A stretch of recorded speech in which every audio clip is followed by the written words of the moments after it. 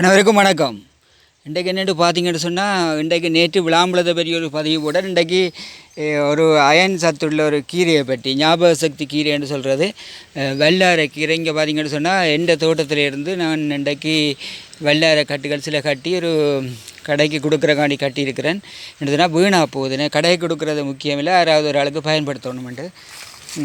இது நான் வச்சுருந்த வெள்ளார தோட்டம் சின்ன முயற்சியாக வச்சேன்னா இப்போ ஒரு வயல் அளவுக்கு பரவிட்டு இது முதலும் இந்த பதவி போட்டிருக்கிறேன். இது என்னத்துக்கு போடுறேன்னு சொன்னால், நீங்களும் உங்களோட வீட்டுகளில் இந்த வெள்ளாரியை பயிர் செய்தீங்கண்டா இந்த மருந்தும் தேவையில்லை, மருந்து இல்லாமல் உற்பத்தி செய்யலாம். மற்றது எங்களோட நாளாந்த உணவில் எடுத்துக்கொள்ள வேண்டிய ஒரு கீரை வகை தான் இந்த வெள்ளாரை. படிக்கிற பிள்ளைகளுக்கு தான் மிக அவசியமானது. அதுக்காண்டி தான் இந்த பதிவு. பிடிச்சிருந்துன்னு சொன்னால் நீங்களும் வீட்டில் பயிர் செய்யணும், அதைத்தான் நான் விரும்புகிறேன். அதே மாதிரி இந்த வாழைப்பொத்திகள், சின்ன வாழைப்பொத்தி தான் வாழைப்பொத்திகள். இதுதான் என் சின்ன தோட்டம். நன்றி, வணக்கம்.